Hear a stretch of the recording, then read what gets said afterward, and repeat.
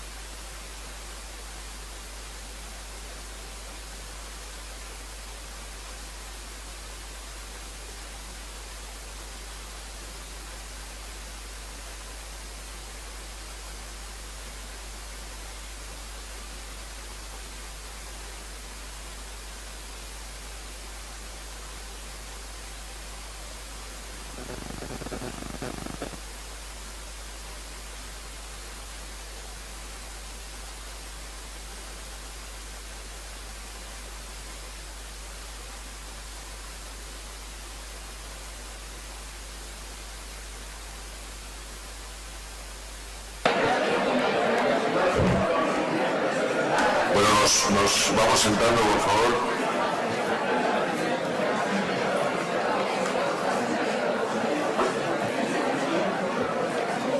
Bueno, empiezo por presentarme. Soy Javier Amorós, subdirector de Transparencia del Consejo Administrativo del Gobierno Estatal. Y simplemente lo único que voy a hacer es presentar esta mesa, que es la mesa que realmente empieza, digamos, después de la mesa inaugural, digamos, ya empiezan los trabajos del Congreso, ¿no?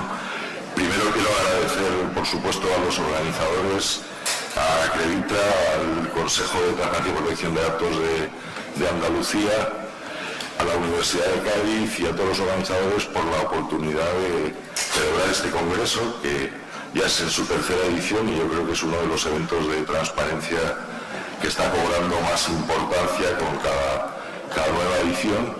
Y aparte también agradecer la oportunidad de que sea en Cádiz, que yo creo que eso tenemos que felicitarnos todos los asistentes, ¿no? Porque la verdad es que el marco es muy agradable, ¿no? Lo que vamos a... es una mesa internacional, lo que tenemos ahora. Yo simplemente voy a presentar a los participantes y luego cada uno de ellos va a tratar el tema de la mesa, es la transparencia, la perspectiva, la situación actual y la perspectiva de futuro, y cada uno va a hablar desde la experiencia de su país y de los cambios que se afrontan, ¿no? Tenemos en primer lugar el profesor Severiano Fernández Ramos de la Universidad de Cádiz, juega en casa y él nos va a exponer un poco la situación en España y los retos de futuro. Por hacerlo por el orden de la mesa, después tengo al comisionado presidente del Instituto Nacional de Acceso a la Información y de Protección de Datos de México. México es una institución en Latinoamérica, junto con el Consejo de Transparencia de Chile, son instituciones punteras. En muchos sentidos, nosotros en España, que hemos llegado más tarde que ellos a la transparencia, es una experiencia muy útil y nos va marcando un poco el camino a todos los que trabajamos en transparencia en España, y pienso que será muy interesante la intervención de... Tengo a mi derecha a Adam Sauerwoods, que es el director de Libertad de Información y de Reclamaciones del Comisionado de Información de Reino Unido, que es una institución pionera en Europa y yo creo que en muchos sentidos un modelo de transparencia y de facilidad para el acceso a la información, que también nos va a hablar de su experiencia. Y tenemos también por último al profesor Alfredo Fiorito de la Universidad de Pisa, que nos va a hablar en italiano, dice que lo va a hacer despacio para que comprendamos todos, y nos va a explicar un poco también, pues eso, la situación en Italia y lo que se presenta para los próximos tiempos, ¿no? Yo les he pedido que, como ha habido un ligero desfase en el horario, bueno, nosotros en principio más o menos cada uno de ellos va a tener una intervención de un cuarto de hora o 20 minutos. Les voy a pedir que sean escrupulosos con el tiempo. La organización me ha armado de una tarjeta roja y una tarjeta amarilla para amonestar al que se... Yo espero que no haya que utilizarlo, y lo que sí que creo que es bueno si respetamos el tiempo para que no haya cualquier duda o cualquier aclaración o cualquier pregunta de los asistentes que queráis hacer a cualquiera de los intervinientes. Y yo, para dar ejemplo, me callo y le cedo la palabra a Severiano, que es el que va a abrir la mesa. Muy buenos días a todos y a todas. Es para mí un inmenso honor intervenir en este ya tercer Congreso Internacional de Transparencia, además hacerlo en mi ciudad, en Cádiz. Pero antes de iniciar mi intervención, quiero agradecer la labor de un pequeño grupo de personas que ha hecho posible que nos encontremos reunidos aquí. Manuel, Javier, Manolo, Amador, Fran, José María. Muchas gracias, amigos. Hace ya varias décadas el gran pensador italiano Norberto Bobbio expresó que la democracia es el poder público en público. Y en este afortunado juego de palabras se encuentra perfectamente planteada la que, en mi opinión, es la más fundamental cuestión. Esto es la vinculación esencial entre la transparencia y la democracia. Y quiero resaltar que se trata de una vinculación que funciona en los dos sentidos, porque la transparencia solo puede germinar y florecer en un hábitat político único, el del Estado democrático. Quiero destacar además que se trata de un binomio Estado-democrático, porque si es una evidencia y casi ocioso señalar que la transparencia es radicalmente incompatible con un Estado autocrático, no es menos cierto que difícilmente se puede desenvolver la transparencia en un Estado que no sea capaz de garantizar los más elementales derechos humanos, como el derecho a ser candidato a unas elecciones o que un periodista pueda expresarse en libertad sin por ello poner en riesgo su vida y la de los suyos. Pero por otro lado, la democracia del siglo XXI no se puede entender ya sin unos estándares elevados de transparencia. Y es verdad que esto no siempre ha sido así. Durante mucho tiempo se ha considerado que la democracia representativa era compatible con una publicidad parcial del poder legislativo y judicial y una abierta opacidad del poder ejecutivo y de la administración de la que se sirve. Pero como digo, en la democracia actual de la sociedad de la información, esta comprensión parcial y restrictiva de la transparencia ya no es aceptable en una democracia avanzada, o sencillamente en una democracia que se precie como tal. Ahora bien, ¿qué significa que un Estado sea transparente? ¿Es simplemente que cuente con una ley que se autodenomine de transparencia? ¿Se puede afirmar con rigor, por ejemplo, que en Alemania no existía transparencia hasta el año 2005? ¿O en Italia, cuándo se puede decir que se implanta la transparencia? ¿En 1990, cuando se reconoce el derecho a acceso a los documentos administrativos? ¿En 2013, cuando se instaura el sistema de transparencia proactiva? ¿En 2016, cuando se reconoce el acceso cívico universal? En mi opinión, un sistema de transparencia precisa al menos de 5 elementos. El primero de ellos consiste en elevar la transparencia a la categoría de principio paradigmático del derecho público, al mismo nivel de principios tradicionales como el principio de legalidad de la administración. Quiero subrayar que se trata, por tanto, de una cuestión axiológica, de valores, no meramente instrumental. En segundo lugar, y a diferencia de lo que sucedía el pasado siglo, hoy en día es evidente que la transparencia exige de un conjunto de deberes trabados, bastante prolijo, que obliguen a los poderes públicos de forma proactiva a hacer accesible, publicar todas las informaciones de interés general. En tercer lugar, la transparencia es una política pública de alcance transversal, una política que debe definirse e implementarse desde los niveles de gobierno con mayúscula hasta descender al plano del gobierno corporativo, con todo lo que esto conlleva, es decir, dotarla de recursos suficientes, acciones formativas, de divulgación, evaluación, todo ello con la finalidad última de lograr una cultura organizativa de la transparencia. En cuarto lugar, hoy sabemos que un sistema de transparencia precisa de un elemento de institucionalización, es decir, de un agente externo e independiente que ejerza las funciones de vigilante y de árbitro del sistema.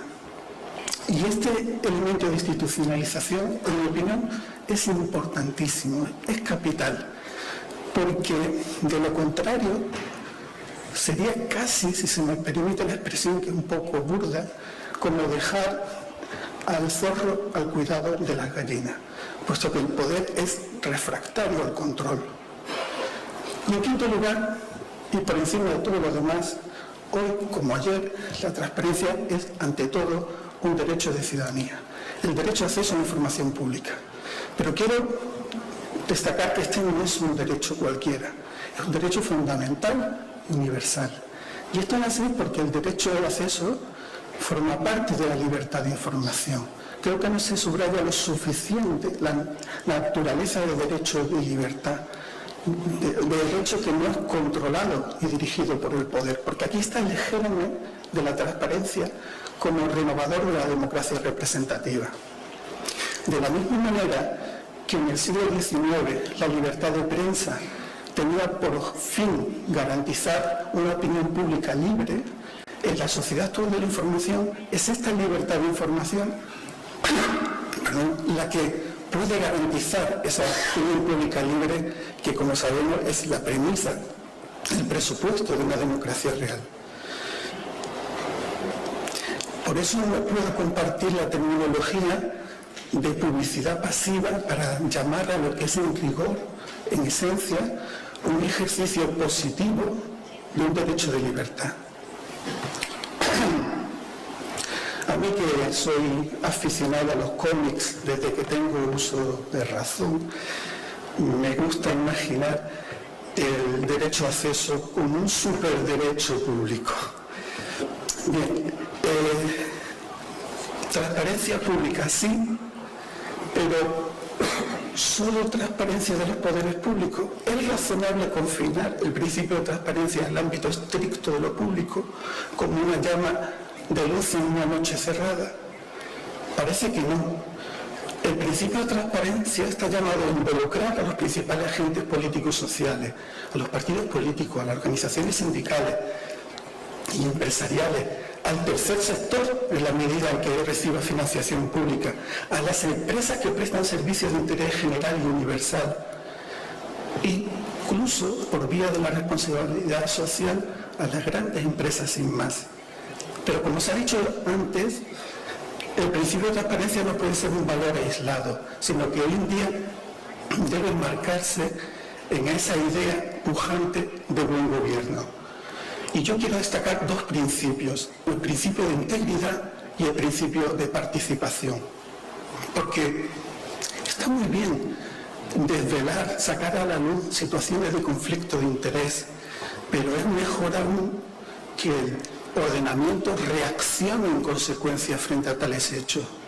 O está muy bien que la ciudadanía pueda acceder a los proyectos normativos y estratégicos de los gobiernos, pero es mejor aún que ese conocimiento permita la participación activa y tempestiva de la ciudadanía en esos procesos.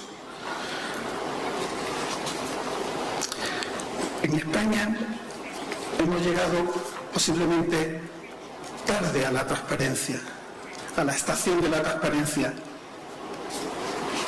Pero lo cierto es que en muy poco tiempo nos hemos dotado de un marco normativo profuso y complejo. Además, hemos tenido el infortunio de que la implantación de las leyes de transparencia ha coincidido con un contexto económico francamente adverso, en el cual las administraciones se han visto obligadas a adaptarse a las exigencias legales y los órganos de garantía han nacido y sin más se han tenido que poner en funcionamiento. Pues bien, cuando estamos en el inicio de este proceso de implantación que se presume que será largo, un camino largo y tortuoso, como el título de una canción de los Beatles, que es otra de mis pasiones personales, prefiero utilizar esa terminología, hablar de batalla, una batalla larga, porque es una terminología bélica belicista que no puedo compartir. Pero ya curiosamente se están alzando voces críticas con la transparencia, a las que quiero ahora referirme. En general, este tipo de críticas que quiero comentar me recuerdan un poco, me retrotraen, yo era un chaval, pero a la época de la transición política, cuando recién instaurada la democracia en España, inmediatamente había ciertos sectores de la sociedad que de forma insistente pues venían a decirnos que al fin y al cabo la democracia no estaba resolviendo los problemas seculares de España. Bien, al margen de que en algunos casos había un cierto cinismo, porque esos mismos actores estaban ocupados en meter palos en la rueda de la democracia, lo cierto, y esto es lo que me interesa a mí destacar, es que ese tipo de posturas pues, han quedado en el desván del olvido. Pues bien, ahora ya se nos dice que la transparencia no está solucionando pues los males de la democracia representativa, no está teniendo un efecto taumatúrgico. Bueno, habría que preguntarse, ¿es que alguien ha pretendido que así fuera? Lo que es cierto es que parece de ingenuo, de cínico, pretender que por el simple efecto de la publicación de las leyes en el diario oficial se vayan a producir resultados mágicos, a lo que, como decía, es un proceso largo. Por otro lado, se nos dice que de los datos de aplicación de las leyes de transparencia se desprende que fundamentalmente interesan a dos grupos de personas. Por un lado, a personas ociosas que tienen un interés malsano, una curiosidad malsana en informaciones de un único tipo, informaciones de carácter político, en busca del escándalo político. Y también se dice que interesan a personas imbuidas de un fervor cuasi religioso por la transparencia. Mucho me temo que aquí nos incluyen algunos de los presentes. Bueno, no se escapará que en el primer grupo se habla abiertamente de personas con una curiosidad patológica. Claro, aquí está evidentemente el reproche clásico en España de ¿y a usted esto qué le importa? Y en el segundo grupo, cuando se habla de fervientes de la transparencia, tampoco se escapará que lo de ferviente de la transparencia, esta expresión tiene también una connotación de radicalidad, de vehemencia, y yo no creo que esto sea inocente. Yo creo que esto tiene la finalidad de descalificarnos para decir que no somos personas aptas para emitir juicios moderados y equilibrados. Porque lo cierto es que conocer los gastos de la televisión pública española en la organización de un evento como Eurovisión, o conocer el listado de civiles ajenos a la administración que acompañan a las autoridades aerotransportadas por las Fuerzas Aéreas Españolas, o conocer los datos de demanda de determinados medicamentos en situaciones de desabastecimiento que obligaron a su importación con perjuicio para los enfermos, o conocer la identidad de las empresas que se beneficiaron de la amnistía fiscal que llevó a cabo el gobierno en el 2012, o conocer los datos de publicidad institucional de un ministerio, o las estadísticas de accidentes laborales con baja, o los datos sobre denuncias por maltrato animal, entre cientos y miles de solicitudes. ¿Se puede decir que todo esto es fruto sencillamente de personas ociosas con una malsana curiosidad? ¿O es más bien control democrático del poder? Bien, también se nos están advirtiendo ya que la transparencia conduce a gobernar en una pecera. Con esta imagen se nos traslada que la transparencia quiebra la confianza en los gobernantes. Se nos dice que la sociedad de la transparencia es la sociedad de la desconfianza. Bien, esta es una manera de ver las cosas, pero yo creo que también hay otra. Y es que la transparencia actúa como ese personaje de la fábula El traje del emperador, que ante toda la corte pone de manifiesto que el rey está desnudo. Evidentemente es un personaje incómodo, porque cumple el rol de aguafiestas. Y esto es un poco lo que pasa con la transparencia, cuando desnuda el poder y revela la verdad. Y bien, y yo quiero destacar que en la sociedad de información actual es todavía aún más importante esta conexión entre transparencia y verdad.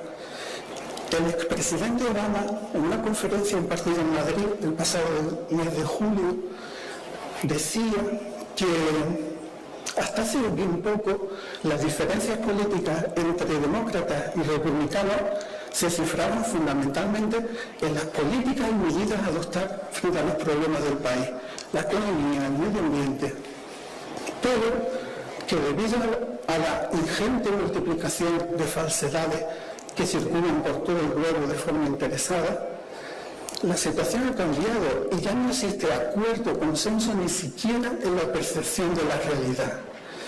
Es evidente que en este contexto la transparencia es un aliado de la verdad. Por eso, yo voy concluyendo, cuando también se nos está diciendo que la transparencia es una moda, que como tal será pasajera, que es algo así como un soufflé. Yo quiero recordar las sabias palabras de Thomas Paine sobre la verdad. La verdad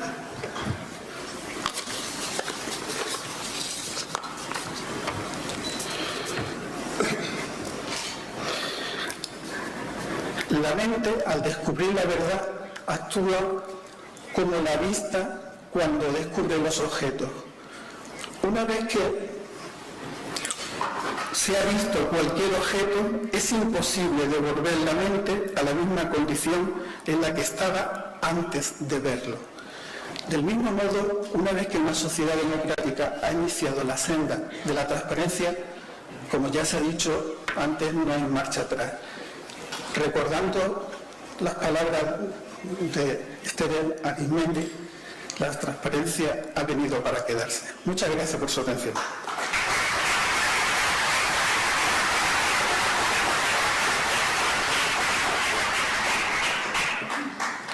Muchas gracias, Severiano. Una intervención muy interesante y muchísimas gracias por ajustarte al tiempo. Comisionado, cuando quieras.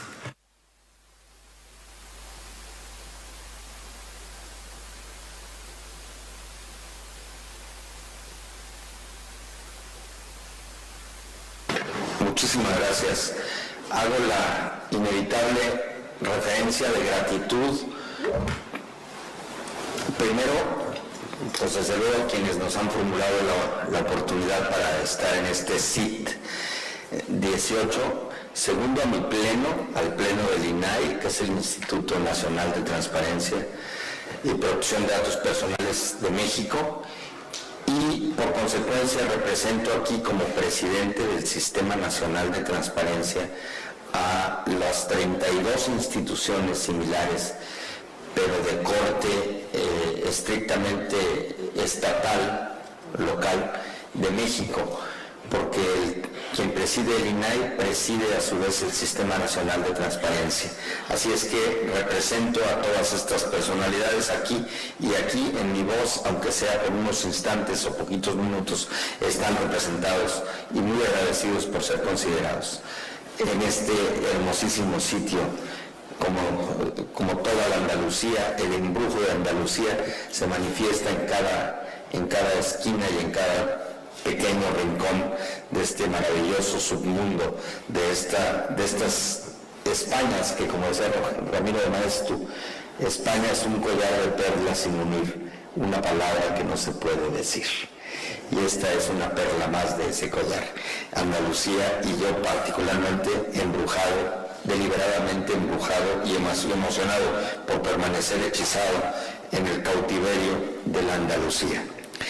Sí, la transparencia, decía en este caso nuestro compañero de panel, es incómoda, y la institución que hace posible o exige la transparencia es incómoda y termina siendo molesta al resto del elenco o del tinglao institucional del Estado donde se mueve y opera.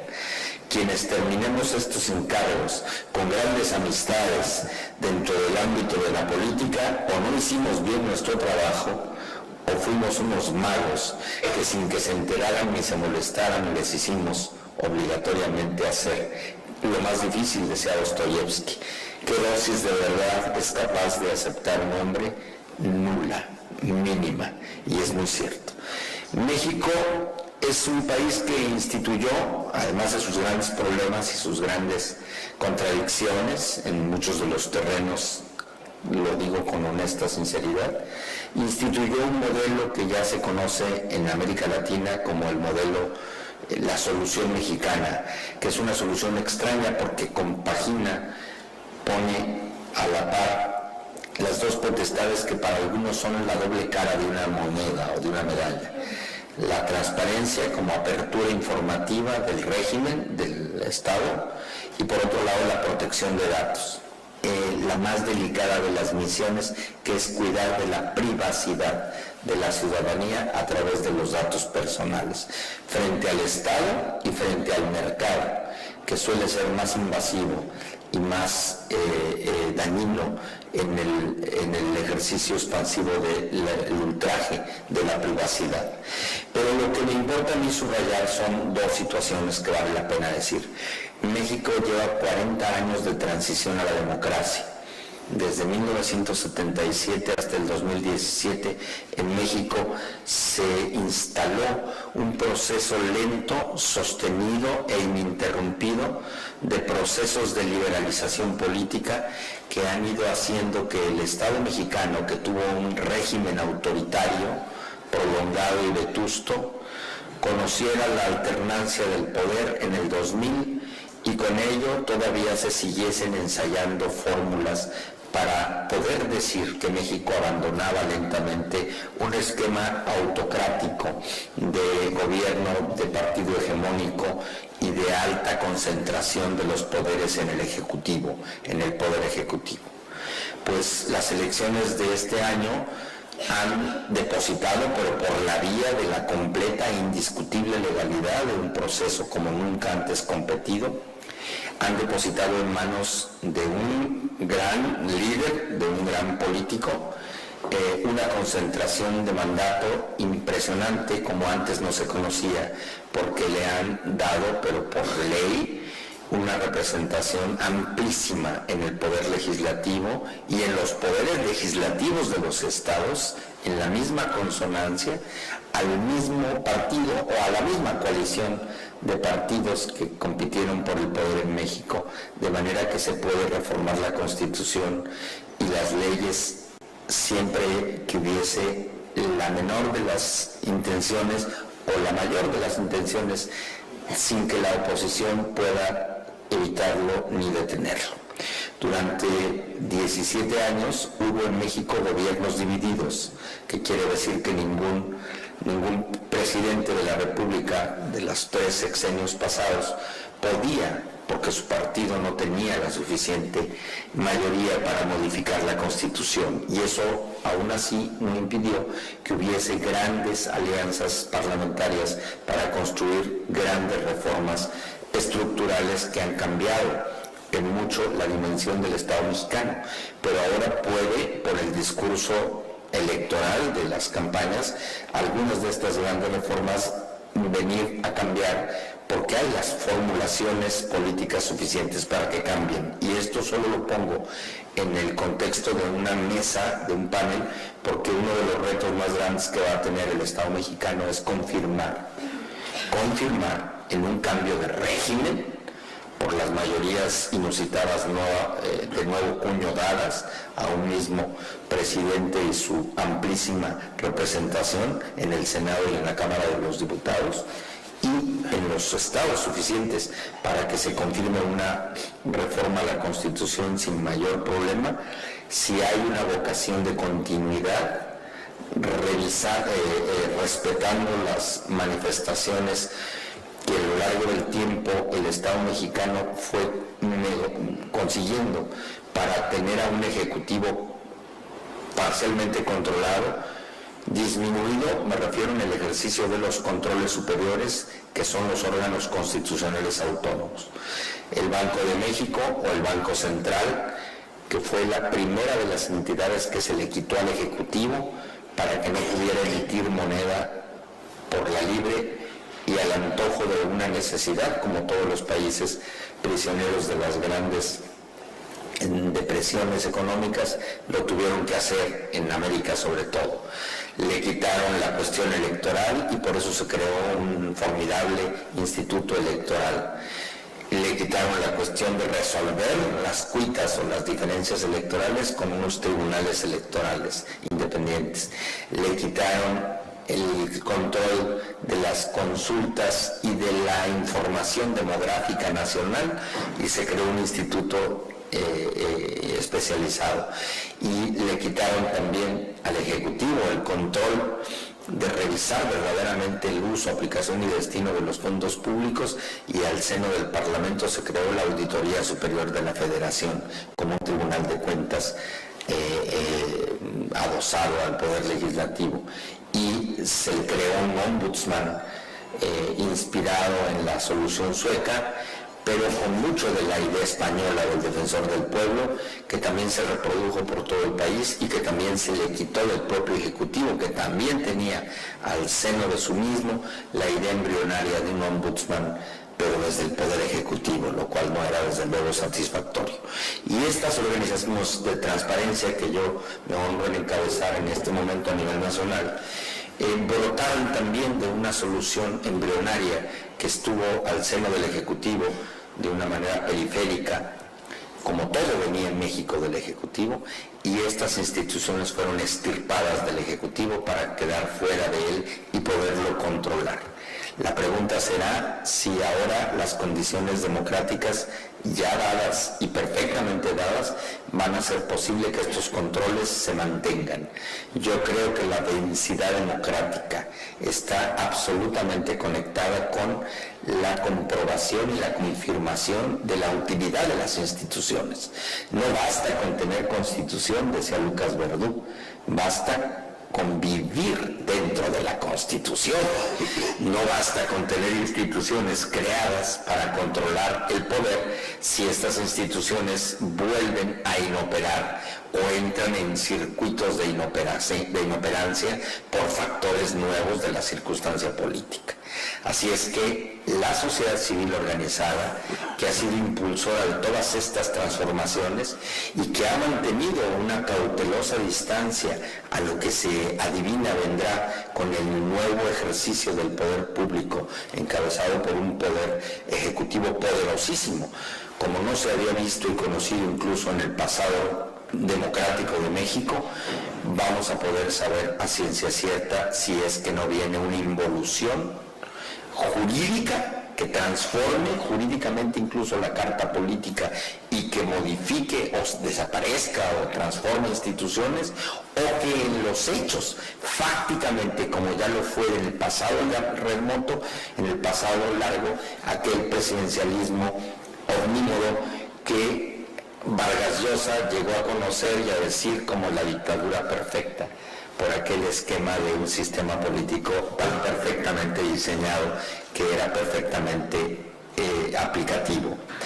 En México en estos días estamos por celebrar 50 años de la gran matanza de Tlatelolco, ese gran primer estertor que movió el polvorín democratizador del México de nuestros tiempos, esa matanza en el 68 a estudiantes que simplemente exigían un cambio de régimen, un cambio de discurso, una oportunidad de incidir en la cosa pública, y que fueron sofocados y de la manera más vil, como lo hacen los regímenes totalitarios, en este caso autoritario, porque el régimen autoritario mexicano era autoritario porque no optaba preferentemente por la violencia expresiva, sino más bien por la cooptación, la manipulación y la inclusión de todos los críticos u oponentes hasta convertirlos en parte del mismo esquema.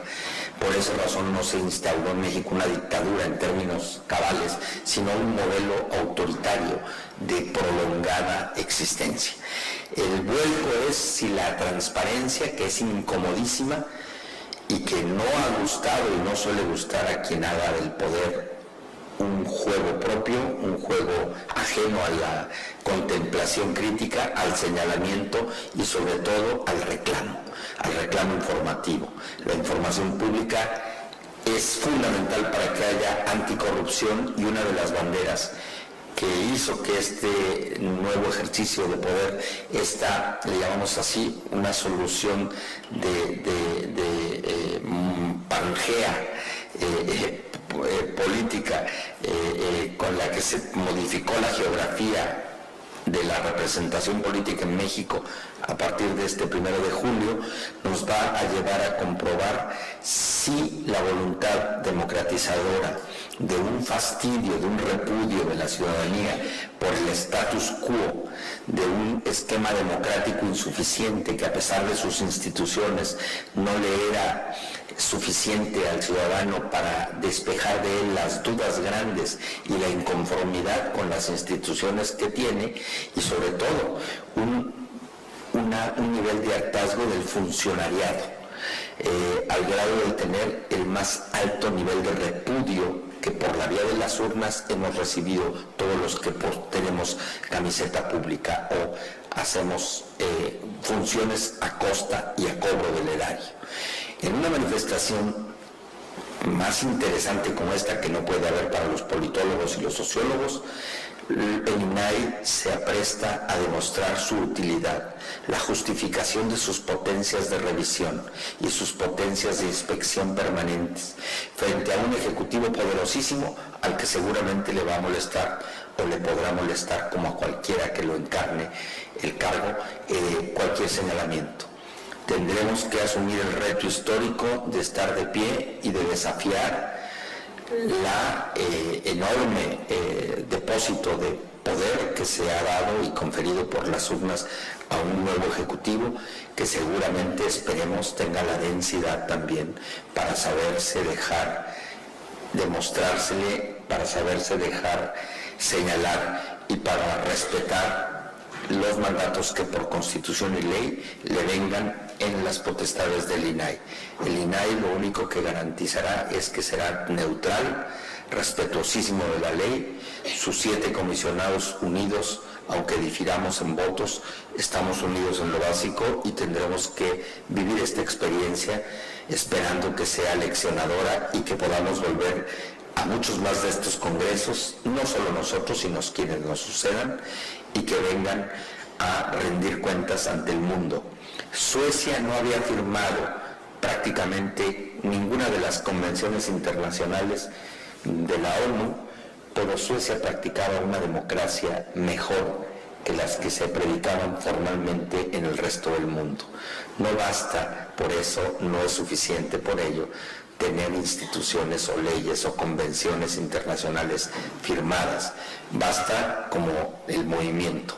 Andando en democracia se demuestran las grandes lecciones, así es que el Estado mexicano tendrá que asumir pronto y que vivir este experimento político de alto nivel. Los invito a que sigan de cerca interesados en la evolución de el nuevo ejercicio experimental del Estado mexicano, a que no nos abandonen desde la academia, desde la investigación y desde la colegialidad con las instituciones como la que Javier Amorós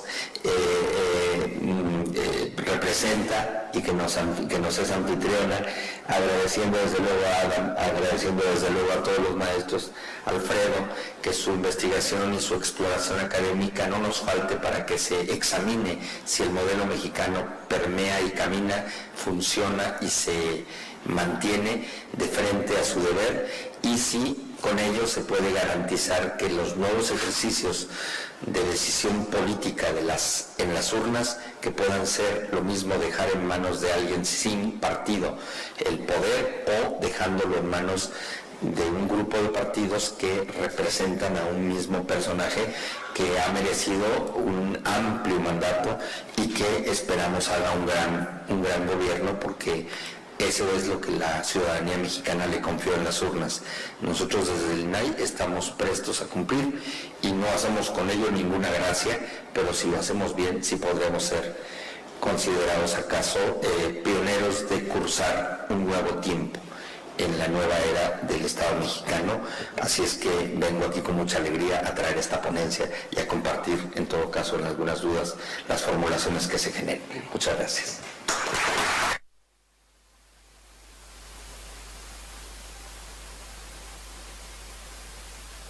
Muchísimas gracias, Javier, por el análisis honesto y sincero. Yo creo que todos os deseamos en México suerte en este empeño, ¿no?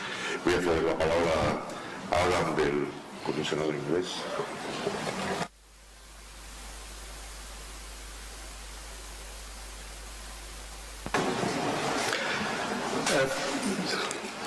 Thank you very much for the opportunity to speak to you today. It's a great privilege to do so, and I am only sorry for not being able to address you in Spanish. In the UK, our legislation, the Freedom of Information Act 2000, has been enforced since 2005. And since that time, it's become widely established as a part of civic life and has been acknowledged as making a positive contribution to civic life and discourse in the UK. It's widely used by citizens, by journalists, by civic society and campaigning groups alike. In the words of one of our Supreme Court judges, it has become a landmark enactment of great constitutional significance in the United Kingdom. In 2016, there was an independent review of our legislation after 10 years, which was undertaken by Lord Burns. And it was concluded that the legislation was working generally very well and had served its purpose of increasing transparency in public life. Interestingly, the Commission did not recommend any changes to the legislation. And this conclusion surprised some commentators who thought that that review would be used by government to try and restrict elements of the scope of the legislation, particularly our Section 35, which deals with the formulation of government policy, and Section 36, which deals with the effective conduct of public affairs. These were perceived as being unpopular provisions in the civil service, and it was thought that they may be restricted. However, the Commission accepted that the chilling effect that was complained of was more anecdotal than real, and that the transparency provided for and the level of information disclosed into the public sphere was appropriate and was working well. These two exemptions aside, I would like to talk a little this morning about two particular exemptions to disclosure under our legislation, and they're the ones that have challenged us in different ways, perhaps the most. First, the interrelationship and the tension between the public right of access to information, transparency, and the private right of privacy, the need to protect personal data. Second, I will highlight the impact, practically speaking, that the repeated, the obsessive, and the compulsive, vexatious requester can have on the day-to-day operation of any transparency regime. Before I do so, perhaps a little about the UK's statutory framework and the role of the Information Commissioner's Office. The ICO in the UK regulates data protection law across the United Kingdom. However, we only regulate freedom of information law in England, Wales and Northern Ireland. And the reason for this is that historically the Scottish legal system is different to the rest of the UK, and therefore it has its own separate law, which is very similar to the rest of the UK, and its own separate independent information commissioner. The process works when a citizen makes an information request to a public authority, and if that authority refuses to provide the information, a complaint can be made to the Information Commissioner's Office, and we will make a decision on whether or not the public authority has handled that request properly or not. We will investigate. We have the power to issue a statutory decision notice which will compel the public authority to disclose information if that is the right approach. In some cases, we may agree that the information should not be disclosed.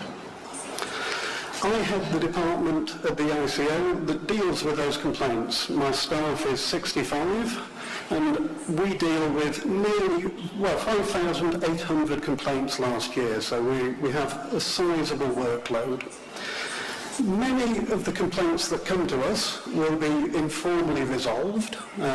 We will reach some amicable agreement with the public authority, or they may not be information requests. However, each year around 1,400 of those complaints might require us to issue a statutory decision notice. This is where we would make a formal ruling about the application of the law to a particular information request. And as I say, it may order disclosure of information, it may order disclosure of some of the information, or it may say that the public authority correctly used an exemption and doesn't have to disclose information. If we order disclosure, the public authority is legally obliged to comply with our decision. And if it doesn't, if it disagrees, it must appeal to our Information Rights Tribunal. That tribunal is interesting in English law because it can undertake a full merits review of our decision. Unlike most of the English legal system, it will look at every aspect of our decision making and remake the decision. That assessment can also look at how we've applied any public interest test in balancing whether information should be disclosed. Beyond our first-tier tribunal, there is a further right of appeal to an upper tribunal, and then to our Court of Appeal, and ultimately to the Supreme Court, which is the most senior court in the UK. Our Act includes a number of exemptions to disclosure which are common to transparency regimes around the world. Having read the Spanish and the Andalusian legislation, I see many similarities. Although I must say we do like the Spanish and Andalusian legislation as it is perhaps further forward than ours is, and if ours was being rewritten at this point in time, I would hope to see some of the commitments in the Spanish law incorporated into English law. Our exemptions are broadly divided into two categories. The first smaller category are absolute exemptions, and this simply means that if the exemption is engaged, if the request falls within certain categories, it is an absolute exemption to disclosure. No further analysis is required. The requester will not get the information. An example of such absolute exemptions might be information that related to the UK security services. Most of our exemptions are called qualified exemptions, and that means that they must be qualified by an application of the public interest test. Does the public interest favour withholding or disclosing the information in question? That is a test that inevitably has a great deal of subjectivity, and despite more than a decade of cases coming before the courts, there is no single test for defining what the public interest is in withholding or disclosing information. However, it is safe to say that it is the question of whether the information is in the public interest to be disclosed, not whether the information is of interest to the public. Discussing the exemptions in our Act would take far longer than I had this morning, so I intend just to look at the two, as I say, that have challenged us the most. The first of these is the interaction between transparency, between freedom of information and the citizen's right to know, set against data protection, the individual's right to privacy. In perhaps 1/3 of the cases that come to us, this is an issue, and some element of the information requested includes data protection. Under the UK regime, disclosure of information in response to an information request isn't to the individual who has made the request, it is to the world at large, so the general public get the information. There is no provision for information to be provided just to the requester or to a limited group of requesters or interested parties.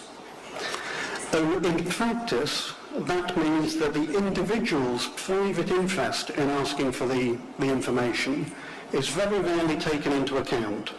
Instead, we have to ask about the general public's interest in seeing the information.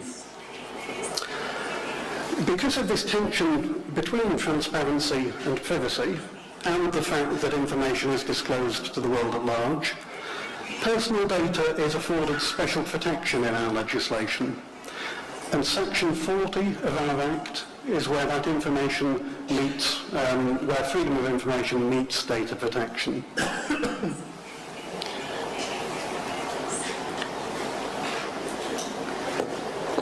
The first part of our Section 40, which deals with a requester's own personal data, is an absolute exemption.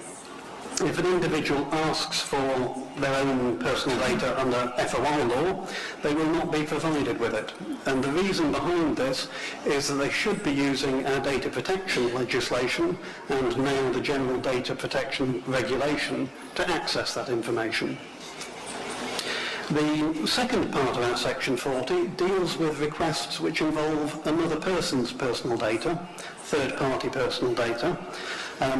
Those requests may be entirely for third-party personal data, or they may include that third-party data.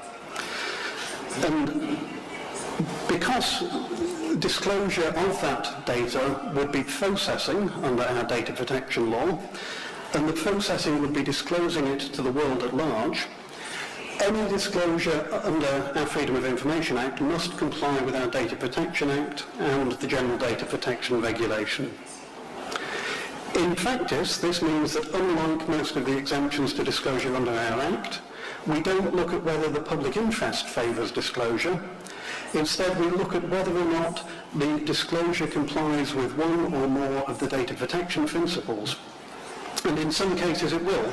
A senior public official may reasonably expect that their salary details, their expenses will be disclosed to the public, whereas a more junior official may expect that their name may not be disclosed. The interesting point here, reading the Spanish legislation, is that this appears to be information that is provided for to be disclosed as part of the legislation, and so the Spanish law is further ahead than we are in that regard. In the UK, striking this balance between the tension of privacy and transparency has taken over 10 years and a number of court cases before the decision called Goldsmiths International Business School versus the Information Commissioner and the Home Office set out a definitive 8-step process to analyse the approach to working through the Data Protection Act and how a request applied, or a request under the Freedom of Information Act applied the Data Protection Act. I won't take you through the steps there. It's a fairly complicated analysis, but it's worth noting that the balancing exercise under our Section 40 and under the case law is more nuanced than a simple and straightforward balancing exercise. In short, if it cannot be shown that disclosure of personal data to the world at large is necessary for the legitimate interests of those to whom the information is being provided, in our case the general public, then disclosure won't take place. And even if the disclosure is necessary for a legitimate interest, if it would be an unwarranted interference with the rights, freedoms and legitimate interests of the data subject, then again disclosure will not take place. As such, we have a reasonably clear framework in the UK for handling freedom of information requests involving personal data, although that framework is going to change slightly going forward with the introduction last May of the General Data Protection Regulation across Europe, and at the same time a new and revised Data Protection Act in the UK. We are beginning to see the first of these cases working through our system, and in the next months and perhaps years they will come before the courts and nuances, changes to our law will be evolved. However, at the moment it appears unlikely that the new legislation will significantly reduce the transparency of personal data that we have in the UK. Another exemption that, without a discussion of which the UK's experience would be incomplete, are vexatious requests. Under Section 14 of our legislation, it is the information request and not the requester which must be vexatious. And that is an important distinction, but it's often very difficult for public authorities to make it in practice. Typically, a vexatious request is made by a personality who may themselves be difficult to handle. Some requests can be vexatious simply because they are too wide-ranging, are repeated, or are excessively burdensome on the public authority. Unfortunately, however, I think it's a fact of life of any transparency regime that a small number of individuals use transparency legislation to further their own grievances or their obsessions, or simply to harass public officials. Speaking to colleagues across the world, it seems to be a common feature of all jurisdictions with transparency laws, and these individuals take a disproportionate amount of our time and our resources, both for public authorities and for us as a regulator as well. In the UK, the term vexatious isn't actually defined in our law, and it is given its common English meaning. However, because so many of these cases have come before our courts in the last 10 years, the case law has become quite highly refined by the sheer number of cases. And the leading case on vexatious requests reached our Court of Appeal, which is the second most senior court in the UK. And quite typically, in that case, the individual concerned does not accept the judgment of that court, the Court of Appeal. He still argues that the world is against him and the court is wrong. Such individuals are undeniably in the minority. Most of our citizens use our legislation well and appropriately. Many of them are one-time users, will just ask for information about something that is of particular interest. However, perhaps 15 or 20% of our casework involves an element of vexatiousness, and we see the same small number of individuals coming back to us time and again with a disproportionate number of cases. Once we look at cases which go to the courts, that percentage increases significantly, and we see the same few individuals appear time and time again in front of our courts. These requests are an unavoidable feature of transparency legislation, and I simply raise them for consideration because I believe it's important for public authorities and for regulators alike to develop strategies to cope with them and to manage the level of resources that they consume, and in consuming they deny from other citizens.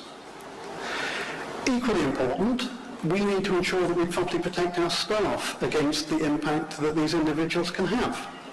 They can make the working life of our staff unacceptably stressful if allowed to do so. And so I would encourage every organisation involved in transparency to apply at least some thought to some matters. I don't have any particular answers. I think it varies according to your legislation and on individual cases. But we need to think about these issues. So, to conclude, after 13 years, our legislation continues to evolve. The cases going through the courts at the moment will still inform and change our interpretation of the law, and with the General Data Protection Regulation and our new Data Protection Act, that will continue and indeed may become more intense for some time. In addition, Elizabeth Denham, the UK Information Commissioner, continues to campaign for an appropriate expansion of our law in the UK. She will be shortly lobbying the UK Parliament for changes to our legislation which better reflect how many public services are now often contracted out to private entities. She will seek to have the law extended so that freedom of information covers those public functions undertaken by private commercial businesses. I think in at least this respect, the Spanish model is far in advance of us. Finally, Elizabeth Denham is a historian and an archivist by training, and she is keen to raise in the UK the question of a formal duty to document decision-making amongst public authorities. And this is a response not only to concerns that public servants may not record the decision-making process to avoid having to answer difficult freedom of information requests, it's also a response to the increasing use of instant messaging systems in the day-to-day conducting of government business. Such messaging systems are often designed and do not keep a permanent record of discussions. And that fact alone has the potential to erode the historic record that would have previously existed. We are seeing less or fewer emails, fewer items of correspondence, and many of the discussions appear to be happening in the ether. Ultimately, if a record isn't created, the information cannot be disclosed. And freedom of information legislation is of no use at all if the information hasn't been recorded in the first place. That concludes the comments that I have this morning. Thank you for your time.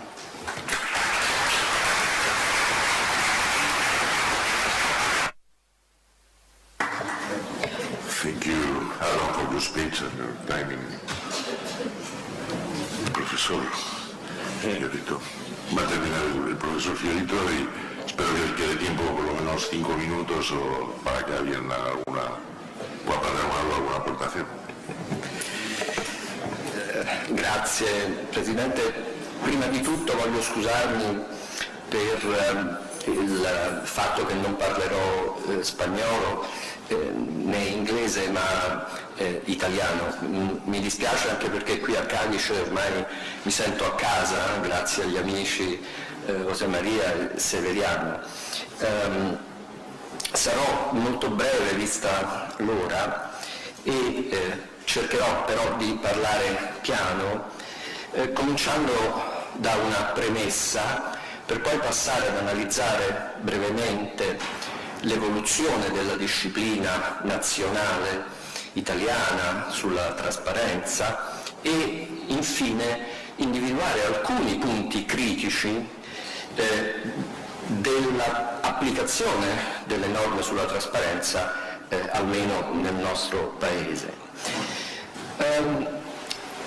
La premessa è duplice. La prima deriva dal fatto che se guardiamo al programma del convegno e capiamo subito come parlando di trasparenza possiamo parlare di tantissime cose da tantissimi punti di vista, politici, economici, sociali. Io adotterò il punto di vista della mia competenza, che è quella del diritto amministrativo, che si occupa fondamentalmente dei rapporti tra cittadini e amministrazioni e, in secondo luogo, dell'organizzazione delle pubbliche amministrazioni. L'altra premessa è di carattere terminologico, perché come giurista mi pongo il problema della precisione dei concetti. Il concetto di trasparenza è uno di quei concetti che noi chiamiamo concetti giuridici indeterminati. Non è chiaro cosa sia la trasparenza dal punto di vista giuridico. Ci sono vari profili della trasparenza, certamente la pubblicità, la certezza, il diritto di accesso, la partecipazione dei cittadini e in effetti, guardando la legislazione, tutti questi aspetti sono presi in considerazione dal legislatore, non solo in Italia ma in tutti i paesi contemporanei. Quello che però si ricava dalla nozione di trasparenza è che al fondo c'è una comune base, che è quella della informazione. Non è un caso che gli atti anglo-americani ai quali tutti noi facciamo riferimento contengano proprio la parola informazione, il Freedom of Information Act, libertà di informazione. Effettivamente questa è una parola, è un concetto che passa trasversalmente nella trasparenza, nei vari aspetti della trasparenza. Partendo proprio dall'informazione, noi possiamo individuare nel diritto italiano almeno 4 fasi in cui le informazioni vengono disciplinate in modi diversi, partendo da una disciplina più ristretta dell'informazione, arrivando a una disciplina più ampia dell'informazione. Nella cultura giuridica italiana si usa dire che il punto di svolta per quanto riguarda la trasparenza, l'informazione, è la legge sul procedimento amministrativo del 1990 che citava anche Severiano. In realtà prima del 1990 c'erano norme sulla informazione e anche norme sulla partecipazione dei cittadini. Qui l'esigenza prevalente era quella di assicurare la certezza pubblica nei rapporti tra istituzioni pubbliche e cittadini. Pensate a tutte le forme di pubblicità legale che sono necessarie a partire da qualche secolo fa, i pubblici registri, gli albi, ma le stesse gazzette ufficiali o bollettini ufficiali sono forme di informazione, di pubblicità degli atti delle pubbliche autorità. Certamente in questa fase la partecipazione dei cittadini all'informazione è molto scarsa e quindi, a parte alcuni casi specifici, negli anni '80 per esempio le informazioni in materia ambientale vengono disciplinate in un modo preciso, più ampio, in modo da assicurare a tutti i cittadini informazioni su questi aspetti importanti. Ma certamente la legge sul procedimento amministrativo costituisce un punto di svolta. Cosa prevede la legge sul procedimento? Che tipo di trasparenza prevede? Ma prevede fondamentalmente una partecipazione dei cittadini e un accesso agli atti della pubblica amministrazione. Prima, nel rapporto tra amministrazione e cittadini, vigeva un principio di segretezza, ma non intesa nel senso del segreto di Stato, ma nel senso della riservatezza di tutti quegli atti precedenti al provvedimento amministrativo che, non avendo rilevanza giuridica, non erano conoscibili all'esterno della pubblica amministrazione. Quindi la legge 241, il procedimento amministrativo, rendono accessibili tutti gli atti precedenti a quello finale. E questo è un grande vantaggio nel rapporto cittadino-pubblica amministrazione. Ma questo diritto d'accesso però è un diritto che si prolunga anche dopo, perché anche quando il provvedimento è stato emanato il cittadino può accedere agli atti per capire se il procedimento è stato legale, legittimo, corretto. E dal punto di vista della tutela giurisdizionale questo diritto è garantito con un rito speciale davanti al giudice amministrativo.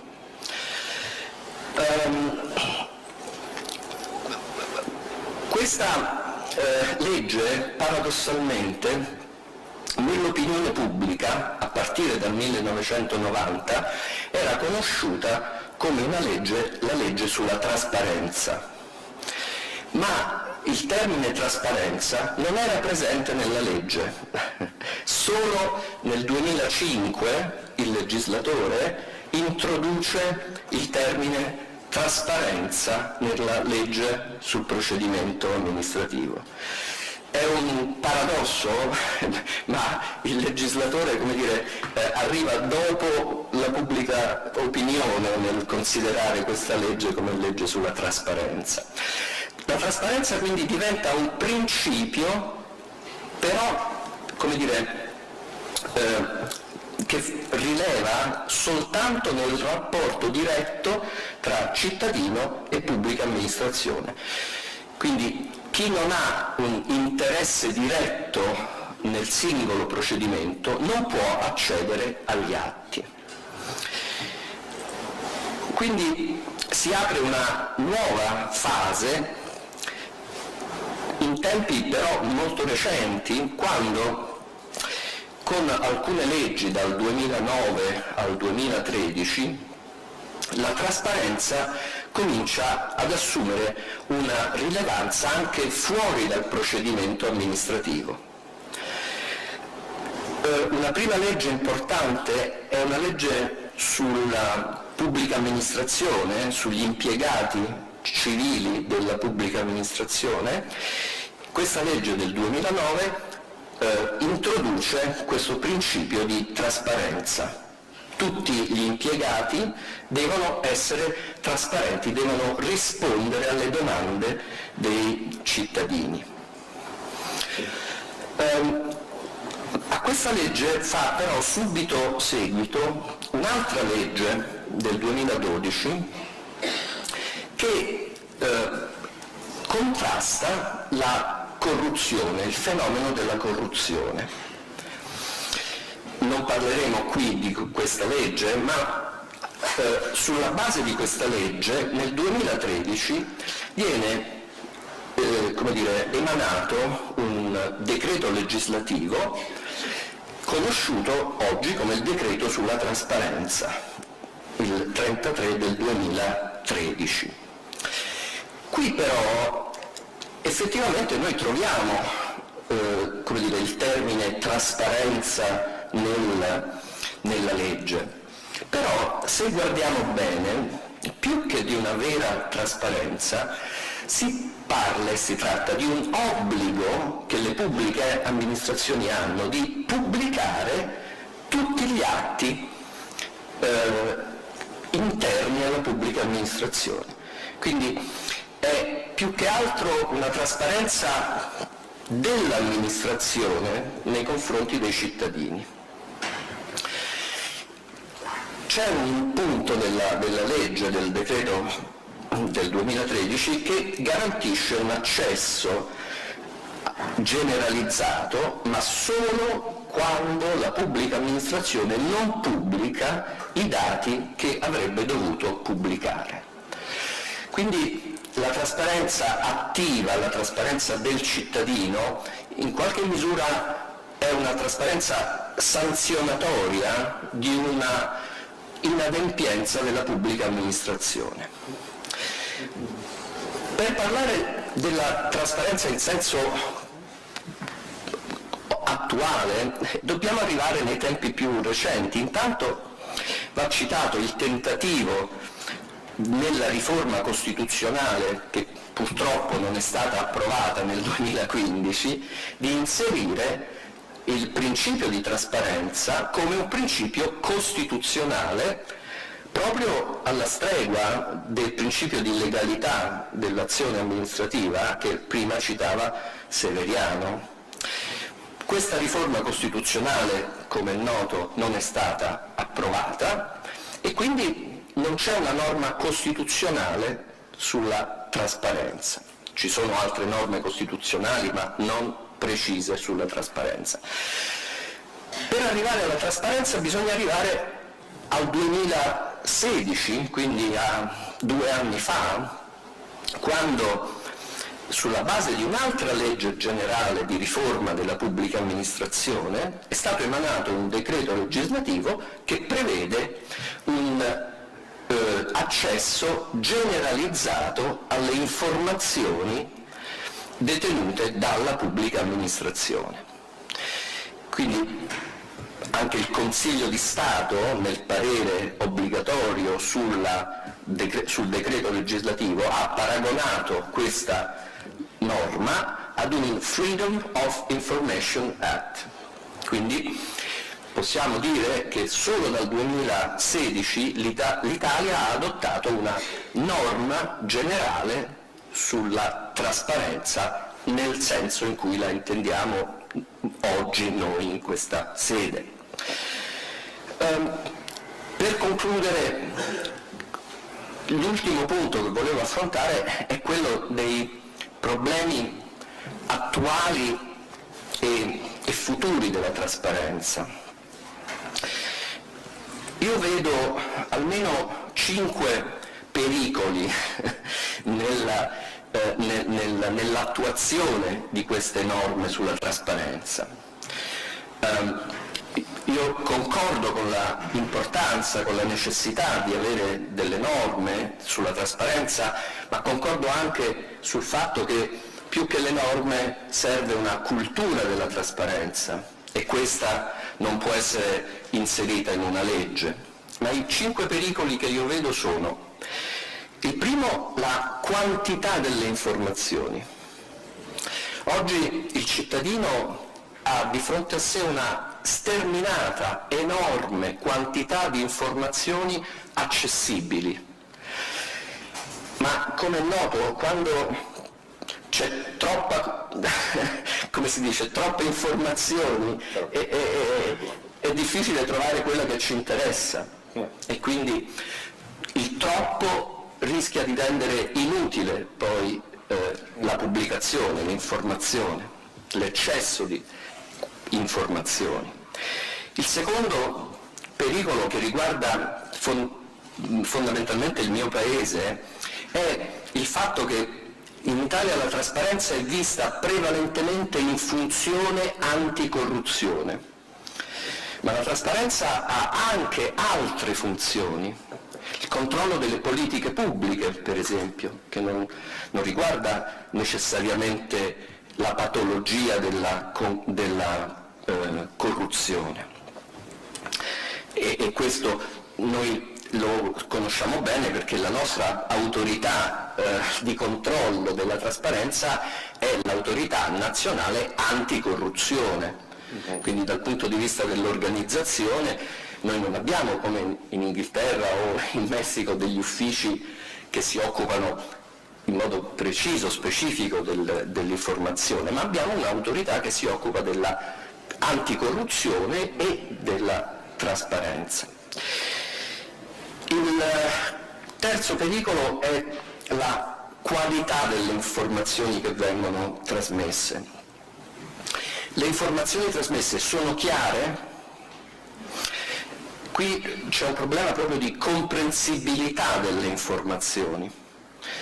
In alcune procedure amministrative ambientali, penso alla valutazione di impatto ambientale, Environmental Impact Statement, la legislazione dice che gli studi devono essere prodotti in modo semplice e chiaro, perché altrimenti l'informazione non esiste ma non è comprensibile.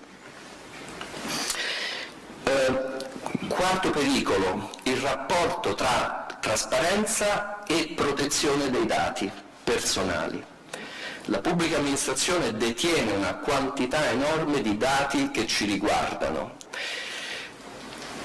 Il mondo economico privato detiene una quantità di informazioni che ci riguardano. Il punto è come tutelarci, come tutelare le nostre informazioni rispetto a questa trasparenza che, come dire, ci rende, come dire, visibili in tutti i nostri aspetti e comportamenti. L'ultimo pericolo che io vedo è quello che sarà affrontato anche nel convegno delle fake news, quindi della verità delle informazioni. C'è qualcuno che può garantirci che le informazioni che noi abbiamo, che noi riceviamo, siano vere e non informazioni che intendono manipolare l'opinione pubblica? Io penso che questo sia un punto interrogativo molto rilevante in una fase che tutti abbiamo detto essere una fase di transizione sociale, politica, economica, il rischio della manipolazione dell'opinione pubblica è un rischio vero, è un rischio che tutti dovremmo tenere presente e quindi questi pericoli noi dobbiamo tenerli ben presenti quando parliamo di trasparenza. La trasparenza è una buona cosa, è un ottimo obiettivo che lo Stato deve garantire, ma facendo un bilanciamento anche con queste altre possibili, come dire, questi altri possibili effetti perniciosi della trasparenza. Mi scuso ancora per la lingua e chiudo qui la mia relazione. Grazie.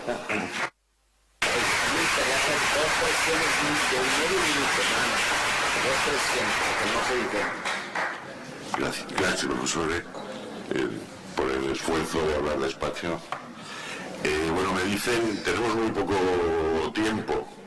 Ha sido, yo creo que muy interesante y lamentablemente vamos a tener que seguir adelante. Lo único, el comisionado Acuña nos quiere hacer dos precisiones. Es que en el caso mexicano la transparencia ha sido útil para que se vea más la corrupción y eso es indiscutible. Las lupas de las 33 instituciones que hacemos posible con el trabajo diario la visibilidad de lo bueno y de lo malo del quehacer público han favorecido a que se vea la corrupción en términos tan desagradables que haya habido este fenómeno que recién yo decía. Pero también en México se creó un artilugio, que es otro experimento, que es el Sistema Nacional Anticorrupción, que no está completamente integrado y del que el INAI tiene una silla a nivel nacional que ocupo por esa posición.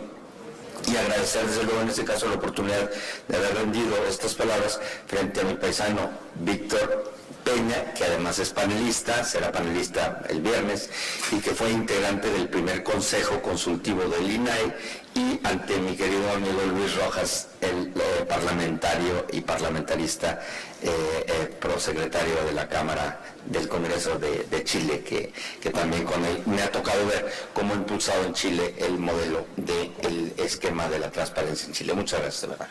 Muchas gracias y ya veo que están los siguientes panelistas, o sea que hasta aquí. Muchas gracias a todos por su atención.